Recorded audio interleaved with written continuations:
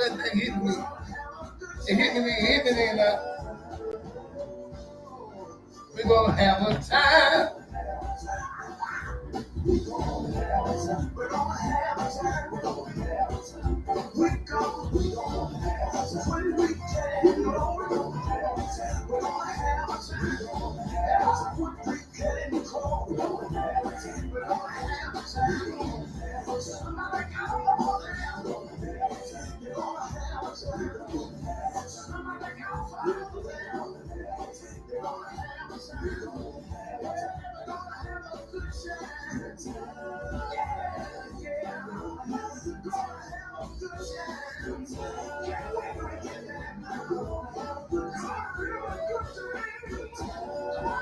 Hey, hey, y'all ready for a good time? Y'all come on, talk to me this morning. Dr. Kenneth Glasgow in his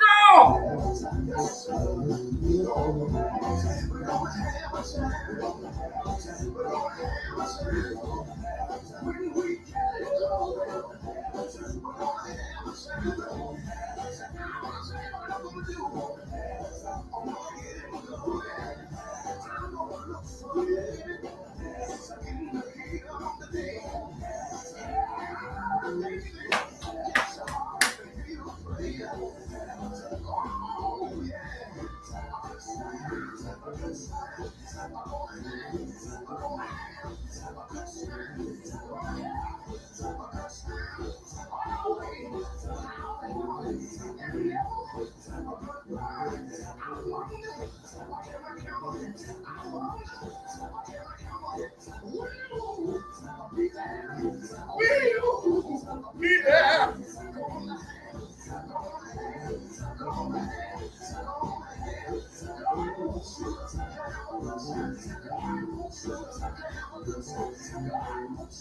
Have a good time. Have a good time. Good time. Woo!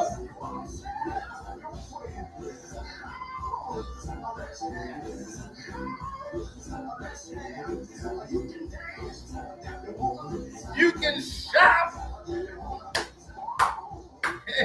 Hey. How y'all doing this morning? This is Dr. Kenneth Glasgow with It Is Raw. And as y'all can see, I am back in the lab cooking up something right up in here that's going to be real good. First of all, I want to talk to y'all about what happened while I was gone. I heard y'all had some stuff going on. Oh, they tell me old Kirksey was cutting up at the doggone farm. Where was the farm at, Ashley? Over there at Housing Authority. Housing Authority with Sam property. He was cutting up that bad. I got some videos about him cutting up. They like to throw them out. Lord have mercy. It's getting heated up in here. What we got about one more week, a week from Tuesday. Huh? Tuesday coming up. 1 week from there, you will have to vote for, and I did say have to, because it's your God-given right and your responsibility to vote for the new upcoming commissioners in mayor of Dothan, Alabama. Now, the mayor still decided that it wouldn't benefit him to come over here and see us. I on the west side of town, I'll have he reconsidered and figured out that we're part of his constituency too. Oh, he has. He's talking to you. Okay. That's great. So that's a good report there. What else going on last night? I seen you had a young lady in here. She was talking about, come here and talk to me. I want to see you jump up in this chair with your shout. I was laughing over there in New Mexico, y'all. And Ashley had to jump up in the chair and was reaching to turn on the live. I was sitting up there cracking up. I didn't realize she was that short until I seen it. And I was like, wow, she is really, really short. But she is very, very efficient and very, very good at her job, if I must say so herself. Now, don't y'all try to steal it, because I know y'all in Alabama, y'all bad about being copycats and stealing folks. That's what y'all do. When nobody come up with their own ideas or their own people, they always got to follow what somebody else doing. But speaking of that, Ashley, what is this about all these forums? Now, I don't know who all listening, who ain't listening. I need y'all to share, and share like tell everybody I'm back. Here I come, and y'all know me. My middle name is Messy. I'm finna get messy up in here. What is up with all these forums, man? Oh my God, there he go, there he go, there. I got another one in here with me. I ain't gonna get messy today. The Rev done stepped in, say he ain't gonna let me get messy today. He gonna keep me calm. But I want you to answer a question, Rev, since you're here. Come on over here in that camera, they can see who keeping me calm this month. What's up with all these forums, man? I mean, I think this is a pivotal election, so therefore everybody want to get in on it, and everybody wants to make sure they have their opinion. And honestly, I think it's a good thing because some that may not go to this one or because of schedule conflicts have the opportunity to be able to, hear from the candidates. So it's good trouble. But while it's good trouble, that speaks volumes when they don't feel the need to come over here to the west side. Ah, no. Now all of them has been here. Every last one of them now have been here except for the mayor, Mark Sleep. And he said that he don't think it's in his best interest to come. I don't know if he think I'm gonna attack him or I don't know what they think. But anyway, somebody has advised him not to come over here and speak to us constituents over here because we won't benefit him. Now, I mean, when you think you got it in the bag, you think you what? I said when you think you got something in the bag, you don't show up. Well, I'm sure that the 69% of white folks and the 31% black folks ain't got nothing to do with that. I'm sure that that's not what convinced him that he don't need us. Is that what it is? Because that would mean that he's not the mayor for everybody. Yeah, but we don't put words in people's mouth. Oh, I'm not putting words in my mouth. I'm asking a question. No. I'm definitely not saying that. Yeah, I'm asking the question. I don't want to make an assumption, but I mean, hey, well, show up or put up. It's up to y'all. Yes, there you go. Y'all have the right to vote, and they cannot take that right. Matter of fact, I want to know, did they give the right to vote registered to those in the jail? I told y'all I had something for you when I get back, because if they haven't, then we're going to have some trouble. Yeah, did you find it out whether that happened? Well, the letters just went out this morning, so we'll see what kind of excuses or whatever people will come up with. But they need to really, really figure out what they're going to do, because we have to know that our people that are incarcerated are our people that are incarcerated. For some reason, they act like they're not. I was looking at a video. Matter of fact, documentary going to be coming out September, October, with me in it along with others, highlighting what's going on in the Department of Corrections. And within it, you hear Steve Marshall say, well, those more or less what he was saying, called those folks incarcerated unlikelies that need to stay incarcerated, which was a very demeaning and diminishing word for people. Sure. For people. And we believe in pro-life in here in Alabama, but we got the highest rate in the death penalty. But we believe in pro-life. We just want to kill y'all. And I don't understand who y'all was, but I think I got a clear picture. I'm just saying. We're not as we're smarter than we ever were now, so we can read in between the lines.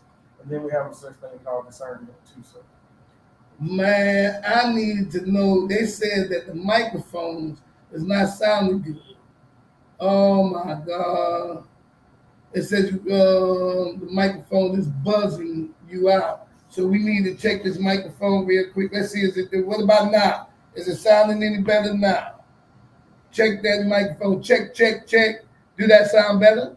That should sound a whole lot better, because I had it all the way out, so it's squelching. What about you, sir? Okay, let's see. Oh, that should be a lot better right there. Okay, thank you so much for that.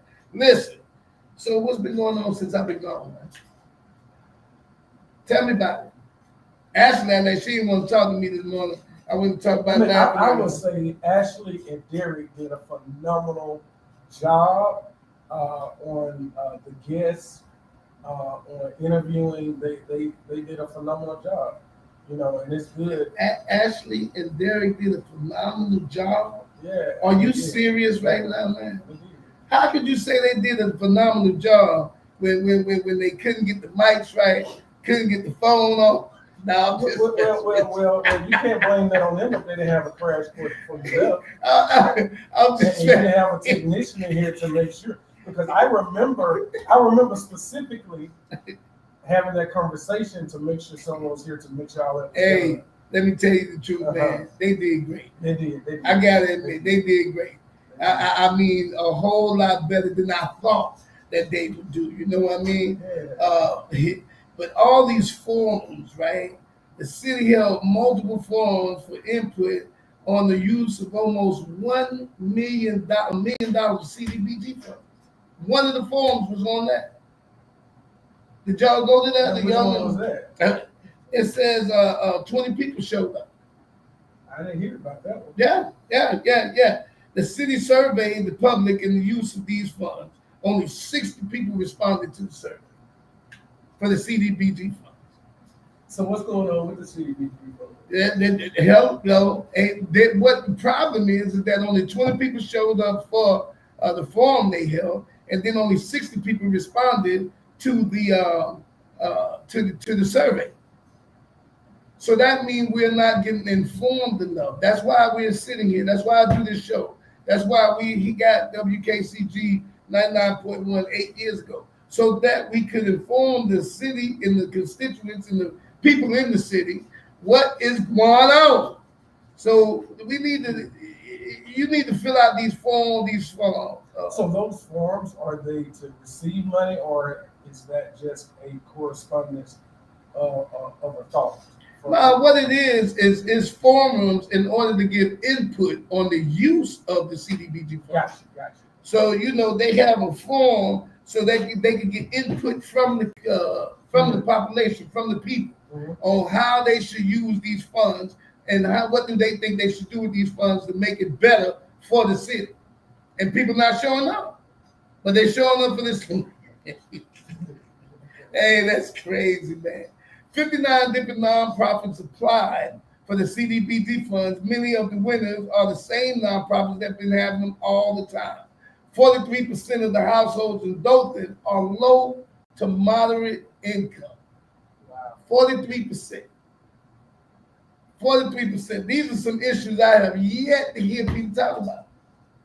And I've heard that, and so that I think it when they say that many of the winners are the same nonprofits. Yeah. I think what that does is that discourages others from applying. Well, it actually does, because why should I apply when we know the same people don't get the money? Well, when Maurice Head was here, that's why we dropped out. Mm-hmm. I told my mother and them, I said, man, they don't need to even apply. And this guy here, he comes up with new rules every time. He challenged us on the audit, so we did the audit. Then I come to find out after we did it and paid the $8,000 to get an audit that guess what? It wasn't even a requirement of the CDBG fund. It wasn't even a requirement. So it was real crazy, man. What is this you got right here?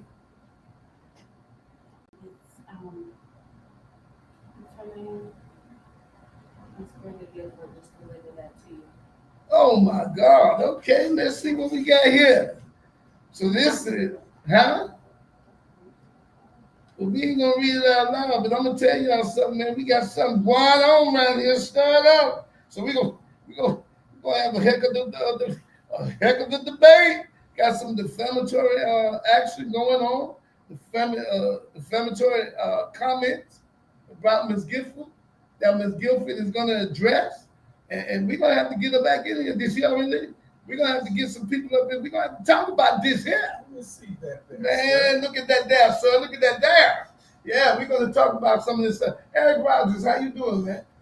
God bless you, my brother. Everything all right? Shout out to Eric. Yeah, okay. She wanted to actually say, give you a shot. I don't know why she gonna dodge the camera this month. You ain't dodged it all week. Now I get here, you don't want to get in the camera. Oh, you don't want to get in the camera with me. You don't want to be. You don't want nobody shooting at me to miss against you. So, out of 43% of the households in Dothan that are low to moderate income, that's less than $32,000 per year for a working adult, brother. Yeah. That's heavy right there. That's heavy. That's some heavy stuff. So, you see it? No, we ain't gonna say nothing yet. We gonna hold this to money. Yeah, man, my. Yeah, because the guy that addressed that would be Let's get this part started. Yeah, we gonna hold this to money. Yeah. Since he'll be here. What's his name? Okay, what's his name? His name Jesus. But anyway, let me tell y'all a little something here.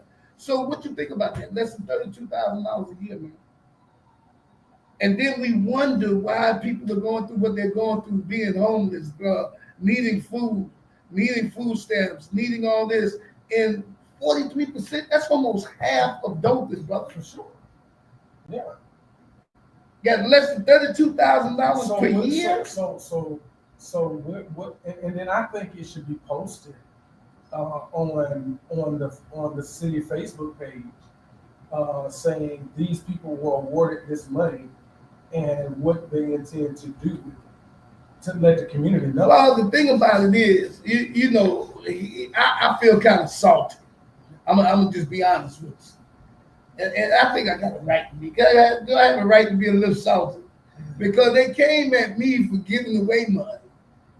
I was able to prove I gave it all away, but it still was tax evasion because I never took a salary.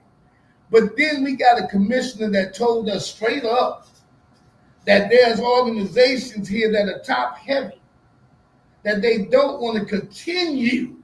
He said continue to give CDBG funds because they found out they were top heavy in salaries, and like only 20 to 30% is going out to actual projects and work and homeless and what they claim is supposed to be going to. Which again, my question comes in. And it's supposed to be 70-30 in this back. So you know, I feel a little salty about that because I went to prison for doing good, got in good trouble. But people supposed to be doing good ain't doing good.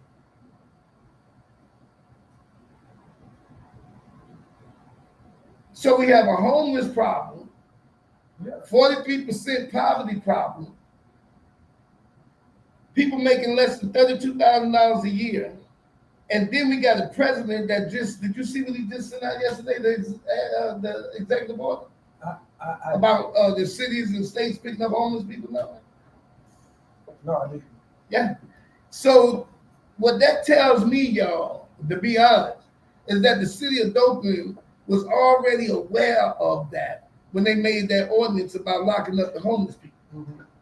Now the president has made an executive order to give rights to cities and states to pick up and lock up homeless people. So we pick them up, we lock them up, right? And that ensures jobs for their correctional officers and all that. So that means that that's more money of feeding for what? Wait, hold on. Not only that. That secures jobs for correctional officers, for lawyers, for judges, for clerks, for the people that make signs, for the people that do plumbing, who gets the contracts, all these kind of people.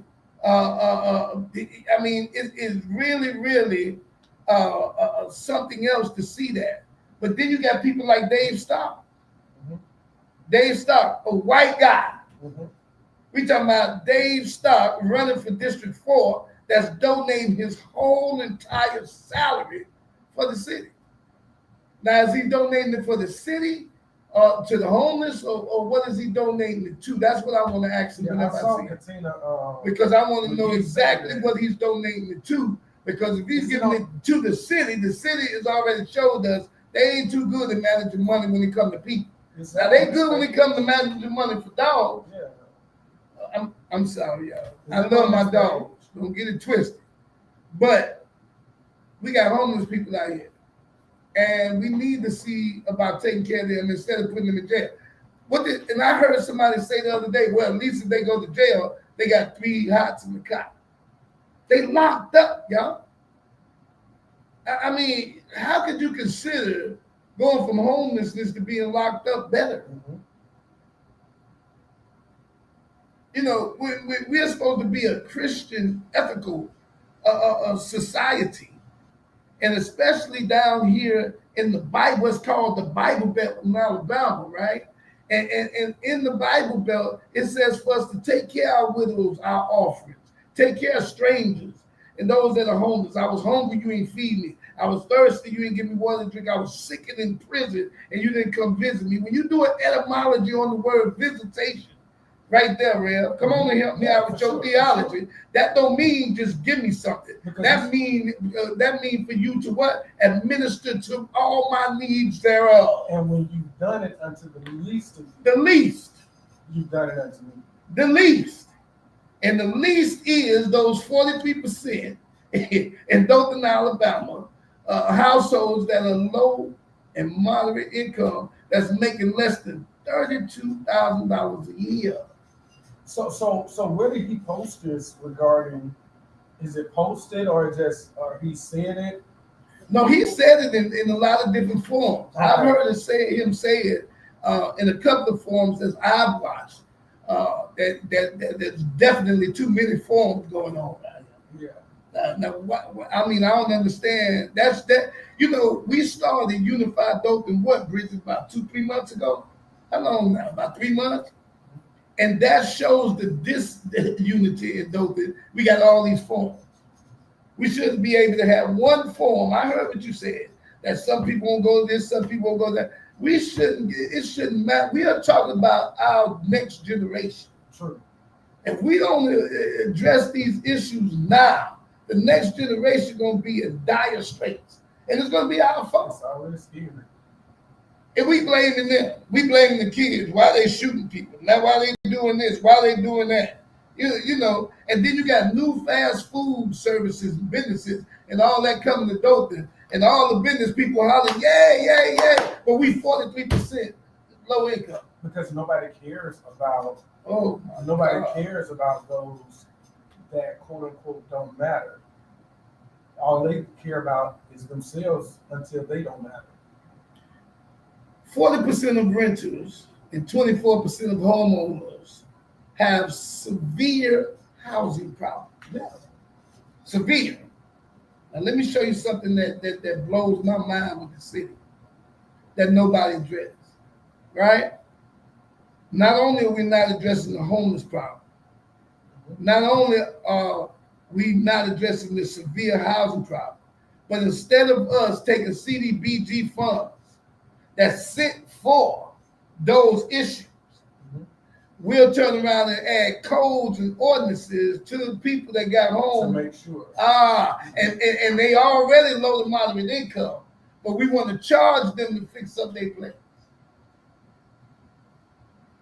So that is what we call regentrification. Because that's really what you're doing. You're setting them up to take their stuff. Right, and that's why I said I think for accountability purposes that anybody who receives the CDBG money should be posted so we can see what they're doing and hold them accountable for it.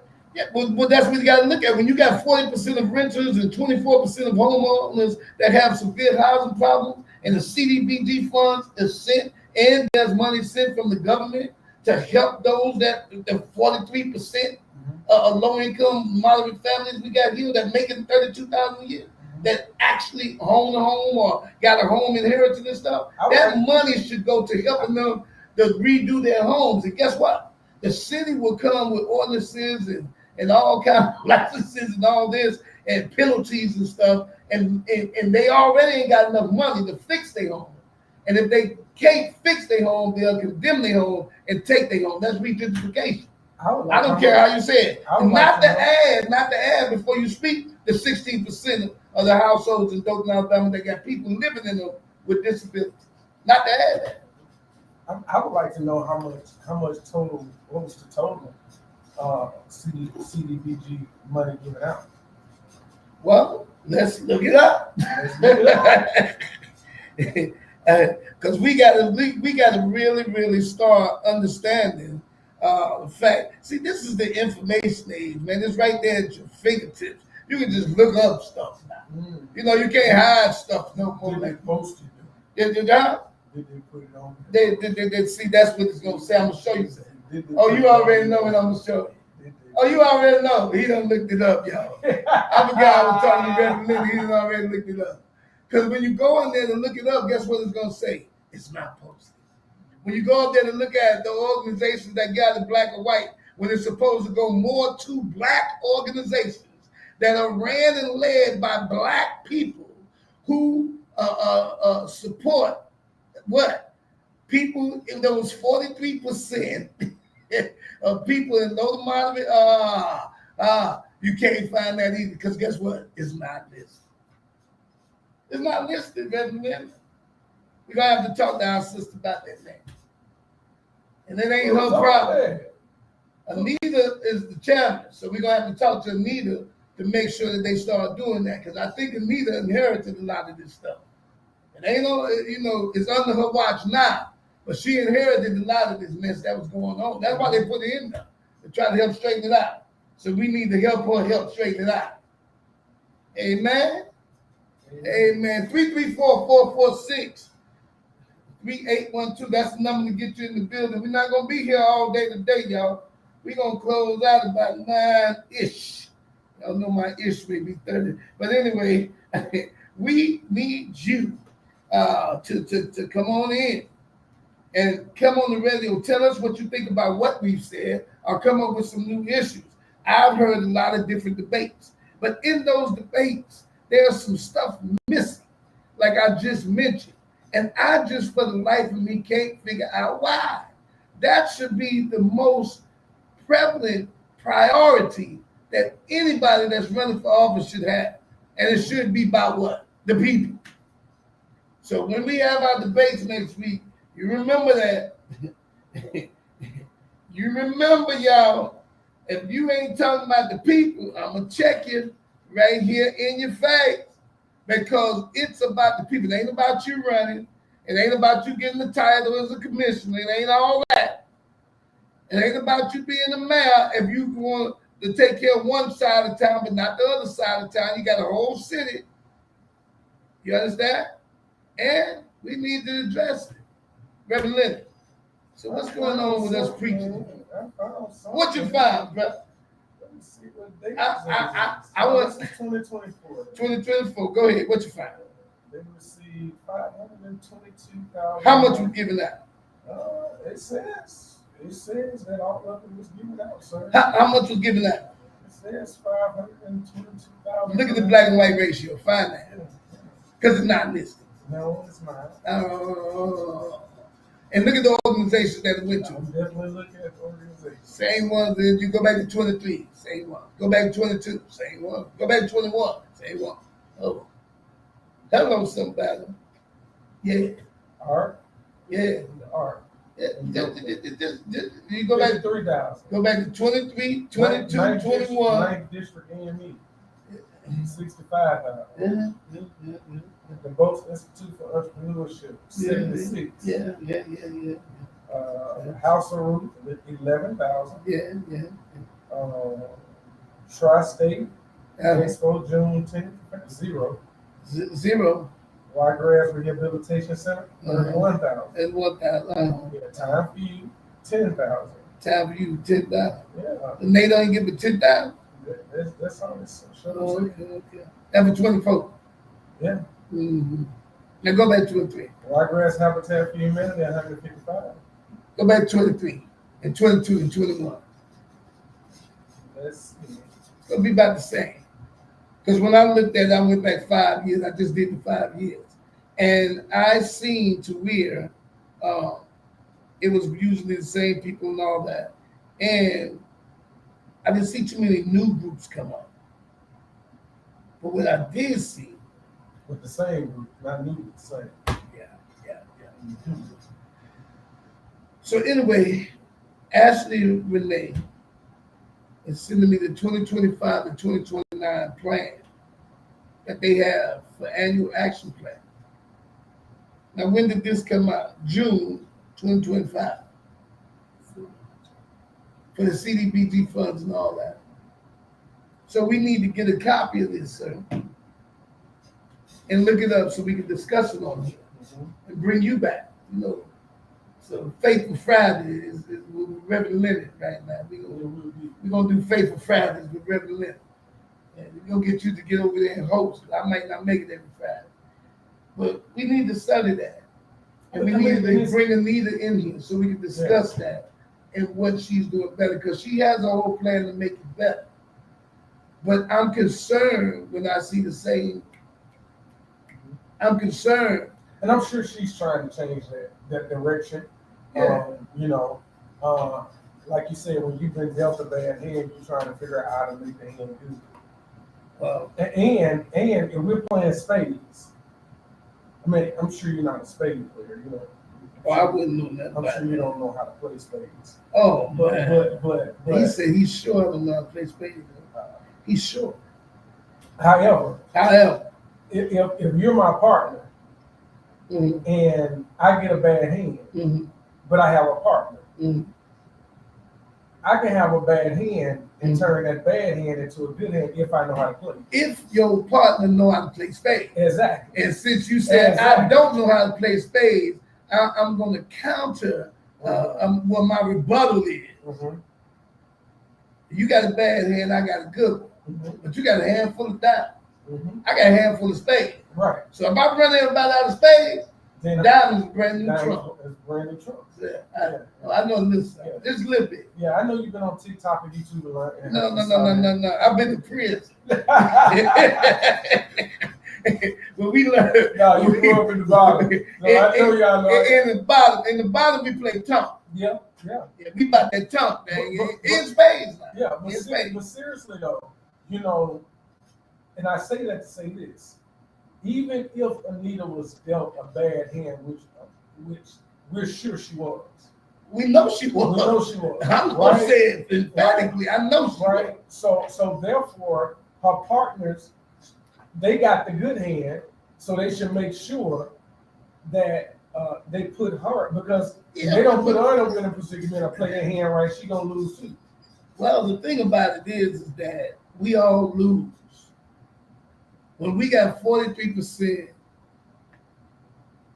low-income people, mm-hmm. almost half of those, making less than $32,000 a year, and we got food places, churches, and banks.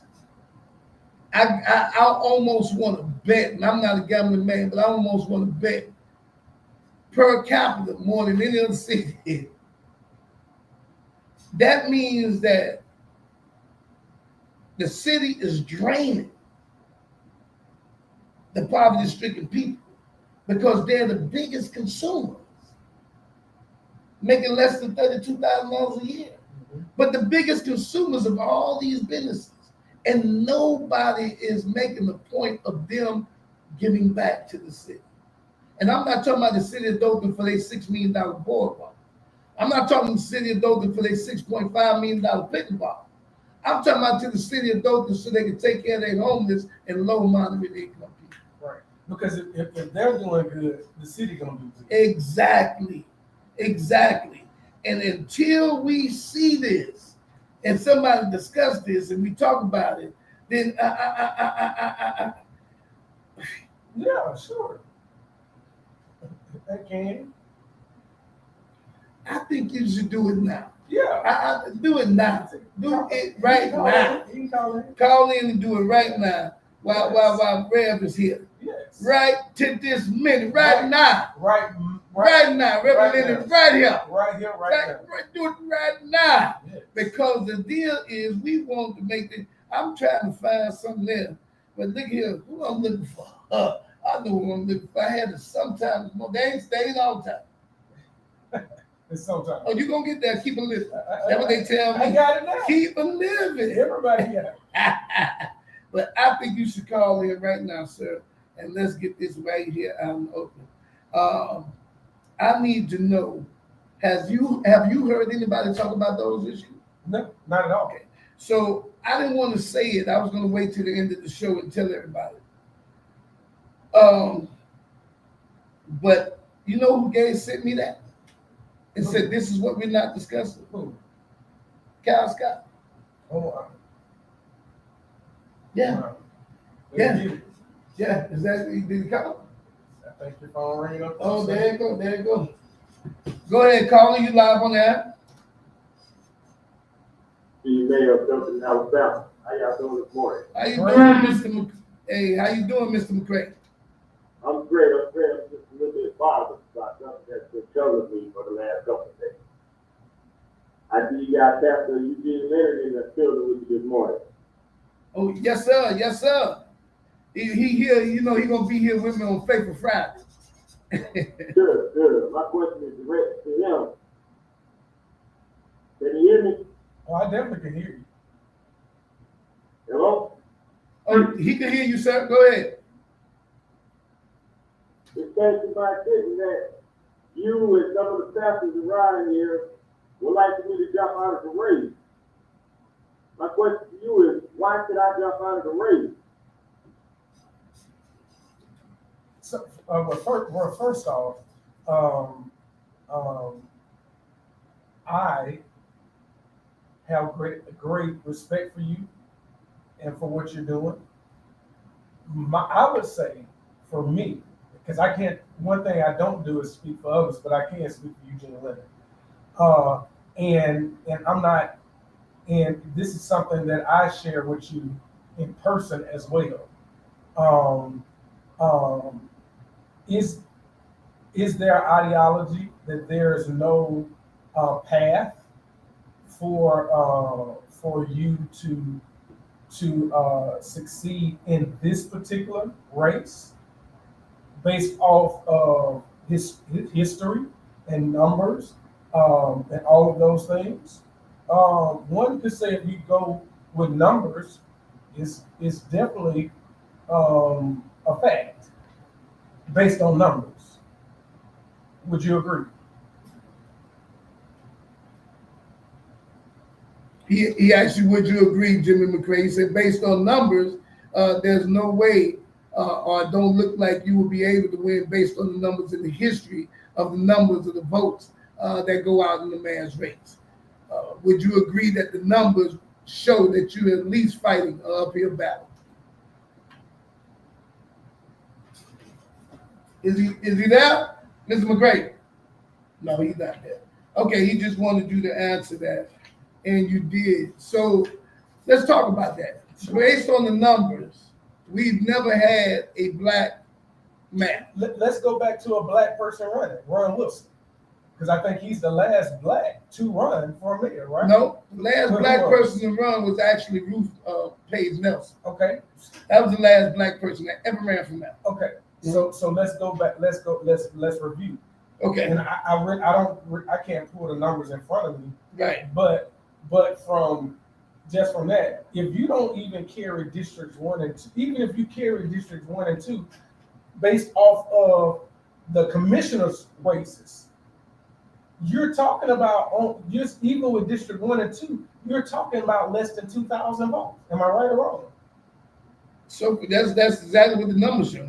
Okay, for the last, let's say 3 cycles, you know, it is known that most of the votes come in for the mayoral race in districts 3. Well, not even in district 3, maybe it may be split, but 4, 5, and 6. Okay. What a district 4, 5, and 6 consist of? Heavily. Go ahead. White people. White people. Yes, sir. So my ideology is and I was basing this on the forum, which at our pastors forum, when the question was raised to Mayor Saliba, would you consider, if you win making Jimmy. No. Actually, Jimmy told him Mhm. because we discussed it here. When we started and we got every candidate in here, Mhm. that was one of my I remember favorite that because questions. I asked every last Right. one. You was here. Yes. I asked yes. every last one Yeah. of them. If you would win, would you get the other one to be your deputy commissioner or deputy mayor?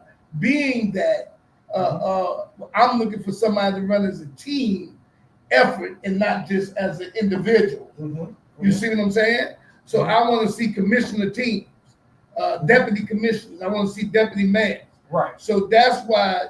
So Jimmy, the one posed to him when he came into the pastor circle, saying that should he lose, Mhm. he would cry about 30 minutes, call him out, Mhm. Mark Saliba, and say congratulations, Mhm. and then ask him Can he be to be his deputy mayor. Right. So therefore he can help him fix these L's that's in this city. Right. Because I don't care what nobody say, and it don't bother me at all who don't like it. The truth is we got 43%, which is almost half of the people in Dothan that's living low to moderate income, less than $32,000. And that shows a city that's poor. That's poor. Not poor, poor. Literally. So I don't care how much your track record, how much Mark Saliba did, how many businesses you bring, you have a suffering people in the city of Dothan. Period. And you got a homeless problem on top of that. Mhm. And when we pride ourselves on pickleball and $6 million here and 64 million there and all, and pride ourselves on that and got a homeless problem. When we pride ourselves on businesses coming and got 40, almost half of our city and citizens are living poor. Right. So back to Come on now. So it was. So he said. So Saliba said at the pastors forum that he would.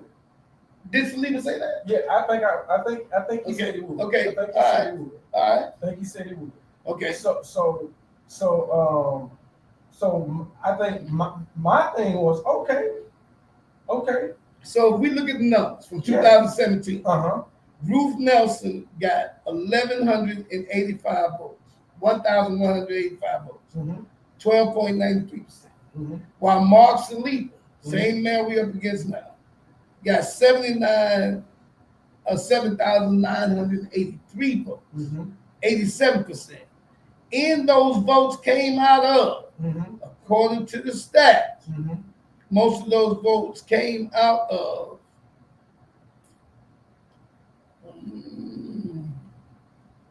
District 1. Wow. Probably 4, 5, and 6 for him. District 4, 5, and 6. 5, and 6. And 6. Because if you go back to the commissioners' races, you will That's see. what I'm looking at, the commissioners' races and right in now. District 1, the commissioner race, how many people voted? How many people voted in the commissioners' race total? District 1 commissioner race, you had, that's District 2, hold on, District 1. You had 658, 105, 250, about 1,000 people. About 1,000, okay, District 2. District 2, you had 283, 140, maybe 500. So that's 1,500 votes in just District 1 and 2. Already. Even if you go back to the last cycle. Whoa. I don't know what District 1 that was right there, but this was 2017 election. Oh, that was the runoff. Yeah, that. District 1 got 658, 105, and 250. Yeah, that's about 1,000 votes. That's what I'm saying. So even if you go back to the last cycle, District 4 got 1,265 and 674. That's 2,000 votes. District Mike Smith, for the chairman of the school board, got 8,754 votes, 386. With the Sam 2, Brittany Guilford. But you see my point. Yeah, I see your point. By the numbers. But also, seeing your point, we also see that there's a lot of people voters this time that never been there before. Never been there before. Mm-hmm. Wow. Okay.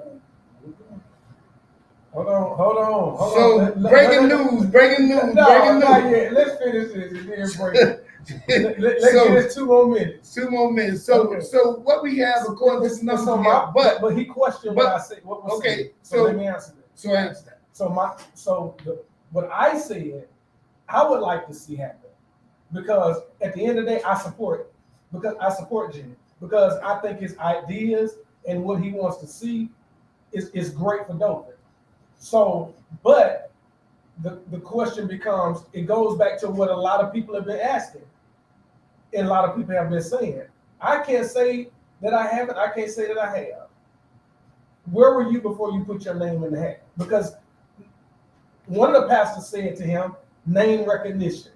Don't nobody know you. The older people don't know you, which means if the older people don't know you, which is those that vote, and you just got in the race at the last leg, it makes it hard for you to. But let me say this. I agree with you to a certain extent, but being a change agent as I am, you know, that's the same thing everybody told me when I went to go fight And I get for it. ex-felon voters rights. Exactly, and that's different. Everybody, including my brother, everybody, But that's you different. got to be crazy. That's You in Alabama, they gonna let Negro, they gonna lock you up, throw away the key. But guess what? When I won, everybody came to me for the photo op because it couldn't happen in Alabama, the reddest state in the country. And to this day, I'm the first one ever to win a lawsuit causing the state to allow people to vote out of their prisons and jails, right? Maine and Vermont was the only 2 states they never took away their voting rights. And now you got all these other states following behind my lawsuit in 2008. So I believe in the possibility. I do too. I mean, I walk by faith. I don't every want day. none of their numbers I walk by faith every day. because we can change that. Let me tell you something I know for a fact, and you know for a fact, and I understand your logic, but I want you to get out of your logical model for a minute. It is very, very hard for this man to win, according to the numbers. It's even more harder for him to win, because it's not according to the numbers, because he don't know about it. exactly. And you got a 70 to 30% ratio in the population, white and black. Mm-hmm. And human nature is supposedly going to vote for their white man more than they will the black man. Mm-hmm. But we're in a different time. And I'm just praying to God that somehow, some way, that we get changed. Now, whether that change is in Mark Saliba or Jimmy becoming mayor, or whether that change, or whether that change is the mindset of everybody, Mm-hmm. we need change right now. Mm-hmm. That's what we need. You want to read what he said, and then I can. Go ahead, Peanut. I'm live on the air, man. That's all right. It said, please let him know that the numbers don't stand up against my God, and that anything is possible when he is for you. So by him being a pastor, his faith is what God can and will do. 10,000 votes, amen. 10,000 votes will come my way. That's what he said. 10,000 votes will come my way. And he believed that. And listen. And you know what? Go. I hate to say it, and I wish him the best, but guess what? It's going to be up to the people to do it. Exactly. If nothing else, all these forms, I don't know why everybody having all these forms. And I just want Ain't to take for 30 one seconds. organization. I just want to take 30 seconds. Go ahead. My only thing to Jimmy was, I told him I'll support him 100%. Whatever he needs me to do. Trust me, if you knew, nobody had, I'm not gonna say anybody, but I'm a man that walks by faith every single day. My life has been built on faith. Everything I've done has been built on faith. So that's not what I'm speaking to him about. My thought process was just to give him something to think about. If the mayor says he'll make you deputy mayor, okay. Go ahead and accept deputy mayor, do a press conference, and say, and this was only a suggestion. This wasn't something. And that makes you big, and it actually puts you bigger than the map. Exactly. I know where you were coming from when you were talking to me. Yeah, and so I'm saying be deputy mayor. So now, but you got to be, if you're gonna go ahead and disclose it. To be honest, yeah, you had to get a talent, yeah, with other preachers before you even exactly talk to me about that. Exactly. Because other people was coming to you with it. Exactly. People was coming at me, and I'm like, I'm gonna support for you to go to them so with it, and you call me. Yeah, so I Let's just be honest because about preachers was coming to me, right? Because they, well, I like to say something. Well, I ain't gonna say what I feel. I'm sorry, y'all, pastors, but I got to say this. Yeah, and so some of us sold out. Yeah, for real. And we just, and it's bad when we pastors and we don't believe that in impossibilities, but we preach miracles to our congregants every goddamn Sunday. I just don't understand a lot of them that came to you, and I'm not gonna call them out, right? And he don't, because you asked me not to. And he may think that it came from me. No. He know for sure it didn't come from you, because I told him that they came to you to ask me to go to him. I assured him it wasn't you. Yeah. And you asked me what I thought about it, and I was like, nah, we don't. But if he's deputy mayor, so now he's walking and he's taking some of these meetings that the mayor probably can't show up at. So now within 4 years, now he has the name recognition. Now he has this, and it makes it easier. I understand all that. But at the end of the day, my question is, if these pastors that, and I'm addressing all us pastors right now, and it don't matter whether you like me or not. I got 2 doctrines in there, and I'm the national president of the New Christian Leadership. So it don't even matter. What matters is the truth. And the truth is we are agents of change. Whether you like politics or not, you are an advocate for the Lord. And being a pastor, if we was to all come together, my brother, for real. Oh, for sure. How many times have we There's no way those numbers will stay the same. How many times have we talked about that? And you just put that out there. You know I did. Yesterday. Exactly. And I'm hoping, and I was shocked. I ain't gonna lie. I was shocked. I wasn't shocked at Curtis Hall, because I know what Doc at. I was shocked at a couple of the rest of them that came in there and said, hey, we need to do that and stand together and do that. And Prescott and all that. And we do. And we need to decide on this decision about Jimmy. We got a whole nother week. We need to go and pray and fasting and come up with, because it's about strategy. Listen, y'all, there's all these forms, and oh my God, they're wearing y'all. People can't even have their campaign for all these forms. I never seen so many forms in my. Not all of them. Not all of them. Jordan. Yeah. Who is that? Jordan says the pastor sold out the community. No. You got 2. We got. I know 4. I know ain't sold out. I can't go with you. I know 4 of them that got sold out, but we ain't sell out. But anyway, well, 2 of them right here. I can't speak for everybody, but I can speak for 4. Right. They calling now. Go ahead, caller. You live on there. Yes, how you doing this morning, son? All right, I'm all right. Okay, now, the pastor that you got right there, when Bruce Nelson was running for mayor, that was a while back. And see, there's a lot of things that have happened in the community since then, and people are waking up and becoming conscious of what's going on.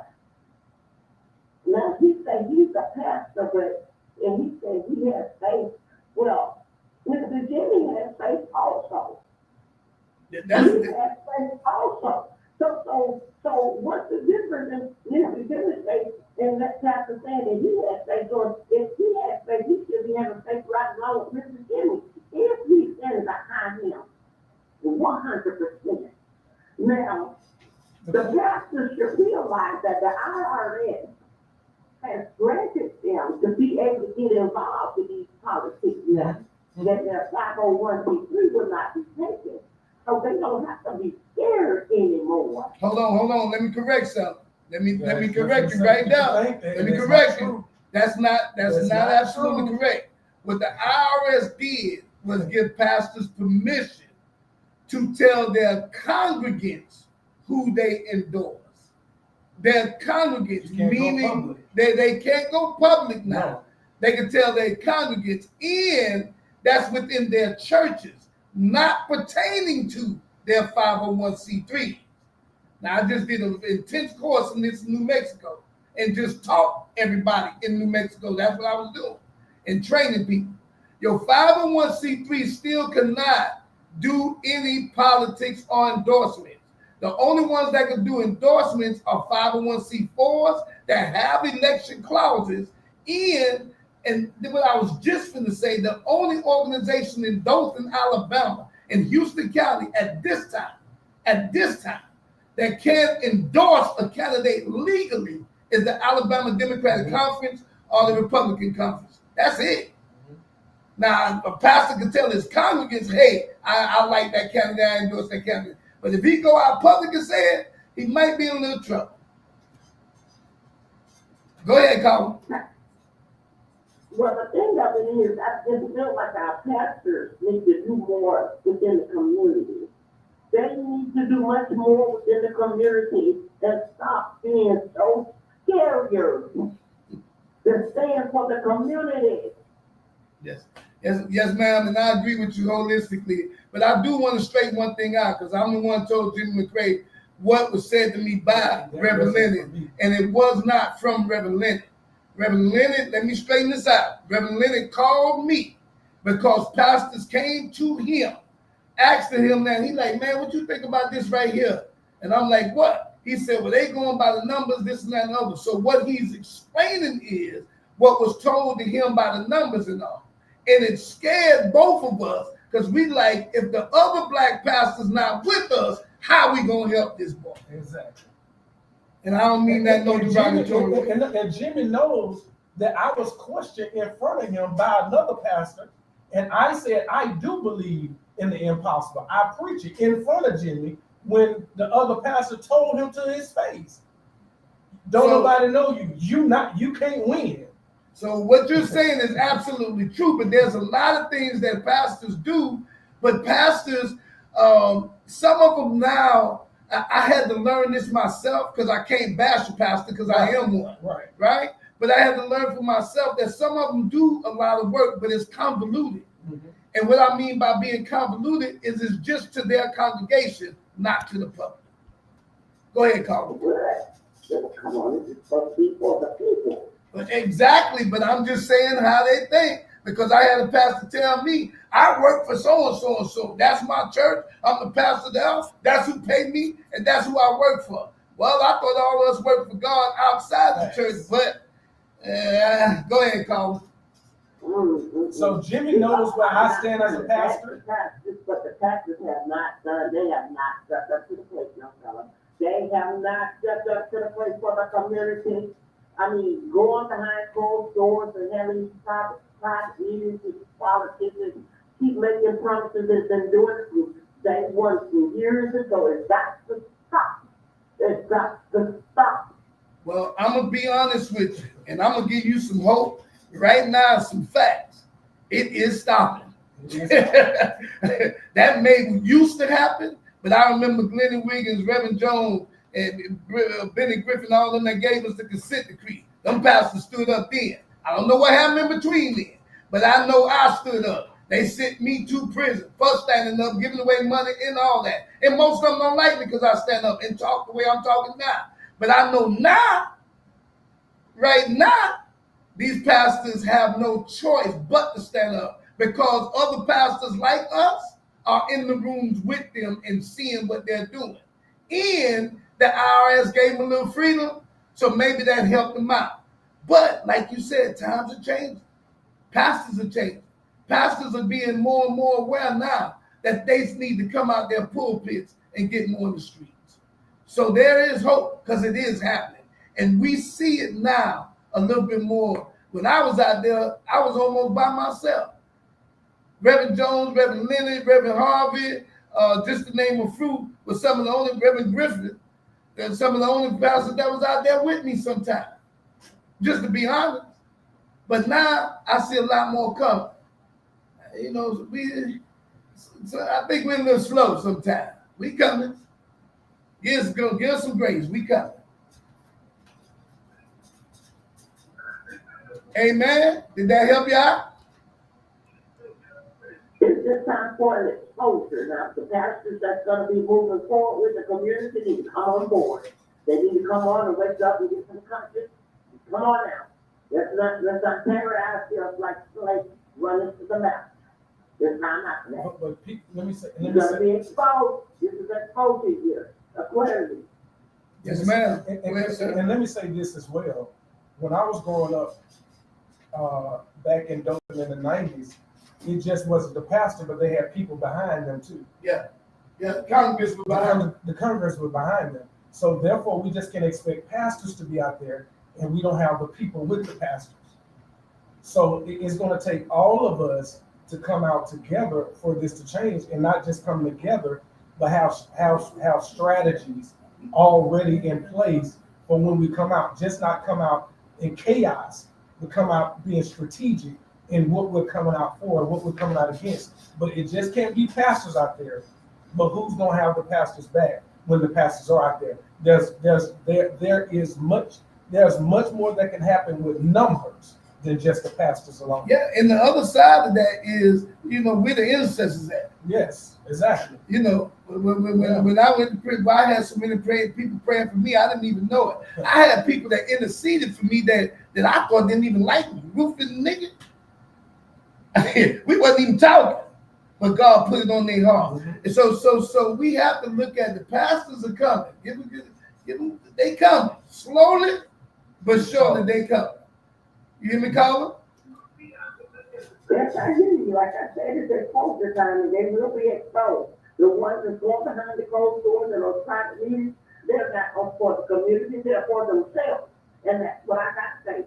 And let's just keep on pushing forward, and everybody come out and vote, because we do need change. Change is here. Change is here. We will be leaving these pastors behind that don't want to move forward.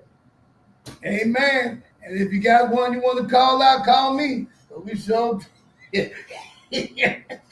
God bless you. Have a good day. But breaking news. So I hope, Mr. Jimmy McCray, I hope that you said it's been on your heart ever since I told you, and it's been heavy on your heart. So I hope you got an understanding now with Reverend Leonard what happened. And we can I tell him? Mm-hmm. I can tell him? Yeah. And we have addressed those pastors. Mm-hmm. We don't even think about it. We have addressed them. Reverend Leonard did a very good job addressing them. She told me to. Reverend Leonard did a very, very good job addressing them. I just haven't had the chance to say it. Yeah, and I take a lot. They don't even know the heat that I take behind. It is in writing. How much heat do I take behind the scenes? It is in writing. That's the bad part about it. Yeah. But let me say this. Before I get to you, Hosea Jackson, Donnell Jackson. Yeah. Uh-huh. Okay, what he said? Read it from me. He says, I do agree with that. We as people want to complain and put so much pressure on the pastors, but what are we doing? What are we doing as a citizen of the community? Everyone complains and wants change, but doesn't want to be a part of change. One of the things I teach my congregation is this: sheep beget sheep. Sheep beget sheep. So if the church numbers go down, Mm-hmm. Don't look at me. Mm-hmm. I'm the pastor. I'm supposed to be nurturing everybody that's here. Sheep beget sheep. So if the numbers go down, why y'all ain't brought nobody in the church? Hold on. That's what the church says. This is what so you have to know theology in your hermeneutics and your etymology and your esoteric. You got to know all this in order to be a proper pastor. Read that. But one of the main things you have to have. Read that on the air. Read that on the air. We've been so busy looking for people with the same mindset that we haven't been looking for people with the same heart set. The heart set. You know, when I was in the street, we grew up in the bottom. The heart. And you had to have some heart. We got some pretty good teachers. Yeah, you gotta have heart. But they gotta have some heart. Now read that in relation to. It says, let's have a real conversation. Uh-huh. Most people tiptoe around. You want the church to be the hands and feet of Jesus until it requires your hands and your feet. Ooh, I'm gonna stop right there. No, keep going. It says everybody has something to say about what the church should be doing. But when it's time to give, serve, sow, suddenly the crowd gets quiet. They start walking away. Like they did with Jesus. When he said, he that without sin. Keep on reading. It says, let's break it down. The church should be feeding the homeless. But when is the last time you gave towards that mission? Uh-oh. The church should do more for the youth. But are you volunteering or just venting? The church should help more single mothers. But are you tithing or tweeting? Truth is, well Facebook, message, whatever, comment. Truth is, many churches are surviving on the backs of a faithful few while being criticized by a spectating many. The ones with the most opinions rarely have a record of actual support. Now that's a sermon. Now you can preach that down. You see what I'm saying? Now you preach and that. Here lies, because we don't. Let's be honest. You preach we don't now. have support in this generation or in 2025 like it was in 1995. Oh, no. You see what I'm saying? No. You don't have that support system in the church. You got to call. I'm trying to get to this. While y'all call me, I got to call. Go ahead, call. You live on there. Yeah. Hello? Again, there's plenty of people out in the community that's helping people that's out in the community. Can you hear me? Yes, ma'am. We can hear you. The people that's out there helping people in the community, yeah, they are. But the churches and the pastors can stand up better than what they have been doing. And I'm not criticizing the pastors, but I'm just laying it out like that's true. That's true. They have just been too silent in the community. There's just too much going on in the community, and the pastors just keep their mouth on mute. And it's time out. The pastors need to come take lead. Period. And that's true. I agree with you 100%. I do too. And I agree with you 100%. 110%. And look, and I'll be the first one to help lead the pack, and they know it. I'm trying to lead it now. If they, I just need some people to come with me, because I don't want to be leading by myself no more. I've seen one pastor come forward. Look at the people that's dying in Houston County Jail. You can know about all these deaths that keep happening back and forth. You don't get the pastors to speak out on anything. Well, we speak out on a few things, because we got one we finna speak out on now. Right down there at that jail. Just stay tuned, because it's when is it coming? After the next week? Next Tuesday? Just stay tuned now, 1 week for the next. And I want to say something to the caller as well, ma'am. I totally agree with you. I grew up under that kind of we all did. We grew up, but we got to understand that these new pastors are young. They may not have the understanding of how important it is and how vital it is that your church doesn't build the community builds your church. And so the ideology of this new wave of pastors is my church is building the community. So therefore, if it doesn't benefit my church, I'm not going to touch it. Well, and that's the key, because you got to look at like Rochester Johnson. Yeah. Rochester Johnson get out there and play ball with us and everything. Right. I'm talking about I'll be out there on crack, and your mama, something wrong with your mama, you got to go home immediately, and I run home. Mom, what's wrong? She said nothing wrong. Rev just said something's wrong. And he'll call and say, hey, did you make it home? I sit on there. I told him something's wrong, make him get there. He got involved. And when A.B. Clark, he go down there, A.B. Clark. He don't need no bonding. I got him. Right. You understand? The pastor had, but what happened with pastors lost respect. People stopped respecting pastors. Mm-hmm. We went out there doing things, including me. Went out there doing all kind of crazy stuff. Well, no. Pastors always did it. Here's the problem: the stuff that you're talking about, the pastors drinking, pastors cheating, pastors cussing, doing all this. That's always been. The problem is is that they had people who covered them, and now you have people trying to uncover them. No, people trying to expose it. That's the difference. I rode by because they looked at them as a man still. I rode by somebody yesterday, and me and my son in the car. Mm-hmm. And my son said, "Hey man, look at the car over there." He was talking about the way this dude had his car jacked up and stuff with the rims and all that. It was a young lady passing by, and I guess she had on the dress pick with her, but we were looking at the car. She pulled out her phone like this, and I looked at my son. I said, "Trev," I said, "I know she didn't think we were looking at her." You know what I'm saying? And Trev, my son was actually trying to show me the car because he got one of them cars over there across the street from my mom. One of them fast cars. Breaking news, did you get so breaking news? Breaking news. Yeah, I'm not sure. Breaking news. Breaking news right here. We received information from Brenda Guilford that Brenda Guilford has addressed some defamatory,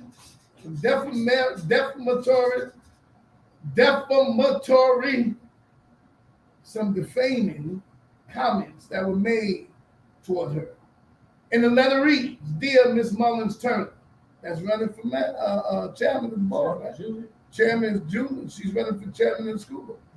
"I have been retained to represent Brenda Guilford relating to your ongoing defamation and incendiary statements about her and her business, Brenda's Preparatory School. Please direct all further communication regarding the same to my office. We have learned that you made false statements on your public Facebook profile where you maliciously and falsely degraded Mrs. Guilford's professional and moral integrity. Your actions caused and or threatened injury to Ms. Guilford by way of harassment, defamation, slander, and libel.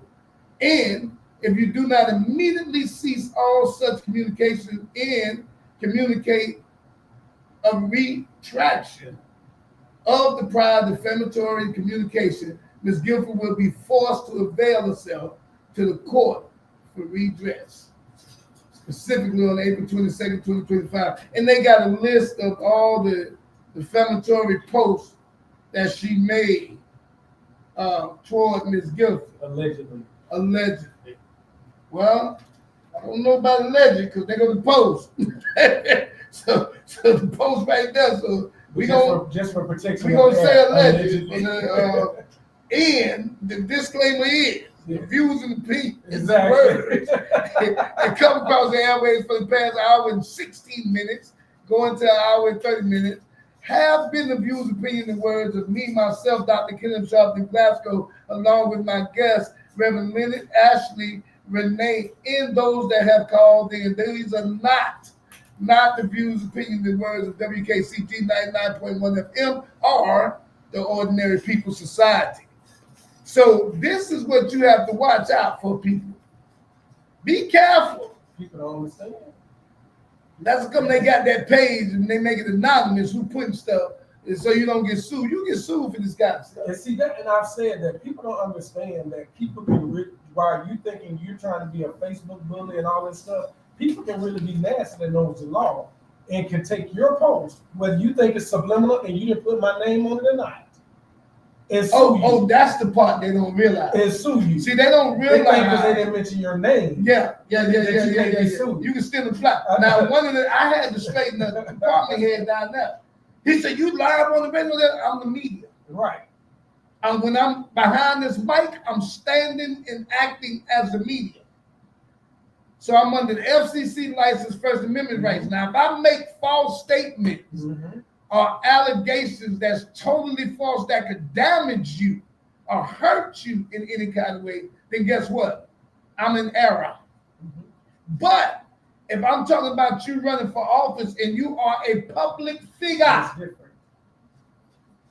Like they said about me when I went on WTV, why y'all talking about me like that? Y'all, they said you a national public figure. You not only a public figure, you a national public figure, Glasgow. We can say whatever the heck we want to say about you. And I was like, as wow. a national leader thing, but as pastor. But as pastor of my church, you're not a public you got to be careful. You're not a public figure. As husband of my wife, my house, you got to be careful. That's see come I tell people when we talk on here, don't come to me with no personal stuff. Right. Because I can't do it under my license. Right. I can't do it. And under my morality, I'm not going to go in nobody's personal their household. Because I don't want your mind. Amen? But when they come to you in your office, in your public job, that's open. Oh man, that's open field, baby. So Ms. Brenda Guilford went to her lawyers and got a defamation.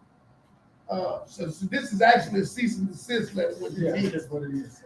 Actually, had to cease and desist on all these derogatory and false statements that she's making about her on Facebook and what she is saying about Ms. Guilford. And one thing that you have to understand about Ms. Brenda Guilford, she's not prideful on her integrity. She withholds her integrity. You understand what I'm saying? That's one woman that withholds her integrity to the utmost. So to come at her was really, really a bad mistake in the first place. That goes to show when people don't know who they dealing with or who they coming after or whatever. You know what I mean?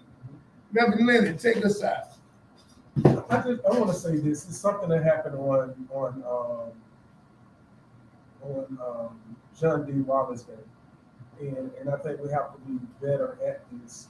You know, as you know, many people came to me and said to me, hey, it's going to make you look bad for you to be hanging with Dr. Glasgow, with Kenny Glasgow, with Kenny. And I looked back at them and I said to them, you know, my dad always taught me, don't go by what they said, go by what you see because you've been around them yourself. And one of the things that happened on John Lewis Day that I heard Robert Jones say, when he passed the torch to the younger pastors that was in the room. That's three. He says, everything people said about you, he says, I didn't hear it, I still stood with you. That's right. And I think we have to get back to that. I heard Tyler Perry say this on Kirk Franklin's show on YouTube. I think it's on YouTube. He says, we are the only race that downgrade each other, can't stand each other, can't get along with each other, try to expose each other, try to take from each other, try to kill each other, gossip about each other, or everything else publicly. It's not to say that the other races don't do it, you just don't ever hear about it. No, we do it publicly. But we do it publicly. Yeah. Not realizing that we're hurting and killing ourselves. So I just wanted to say to you publicly, regardless of what everybody else thinks about you, and I know you've heard some stuff about me, one of the things that we've decided to do together is show people, don't always believe what you hear.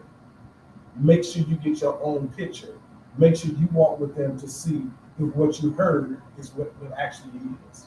And so I want to say thank you. Well, I thank you, brother, for saying that. And I'm going to add this. I just put up a comment. I don't usually do comments, but I just did one for y'all.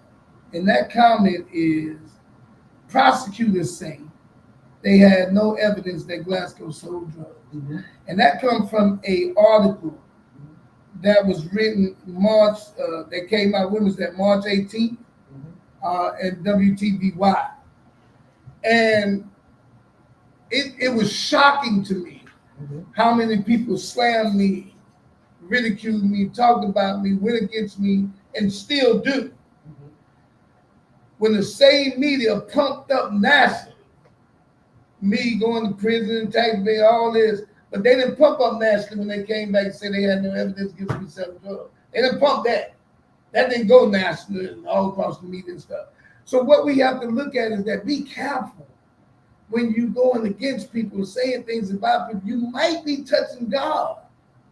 You know, what are the I'm explaining to you. One of the misnomers and misunderstandings is when it say, touch not my anointed and do my prophet no harm. And that's just not for pastors. I need you to understand this real clearly. Who was that? Okay. I need you to understand this real clearly. touch not my anointing and do my prophet no harm. Now let me explain something. A lot of preachers been preaching for years that they need to really understand. Touch not my anointing is not talking about the person. It's not. It is not. It's talking about the anointing that God has on whoever. Because it says, touch not my anointing and do my prophet no harm. Do my prophet no harm is a conjunction to what? Don't touch his anointing. Mm-hmm. You may have a person that's out there on drugs, and guess what? They under God's anointing, and you don't even know it yet. Mm-hmm. Ronnie Whiters, Tootie Hoop. I'll never forget, he told me, I said, I want to get off these drugs. God calling me, God calling me. He said, you already delivered. You just ain't walking in it yet. And I believe that enough to start walking. That one word changed my life because I believe what he said. Because I watched him pray with me every day and pray with everybody and pray at that car wash and pray for folks and pray for hours. And when he said that, I believed.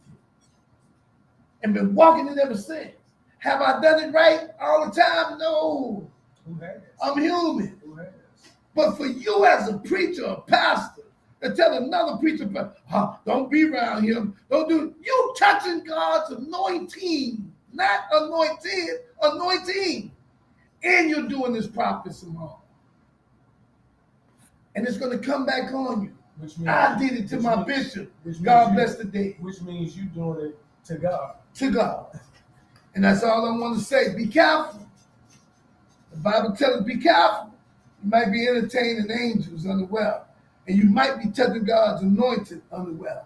You might be doing this prophet some harm unaware. Thank you for not listening. Thank Reverend Jones for not listening. Thank Rochester Johnson for not listening. Thank others who stuck with me, all of my congregation, for not listening. Because guess what? Follow God. You'll never follow man. I'm Dr. Kenneth Glasgow. God bless you.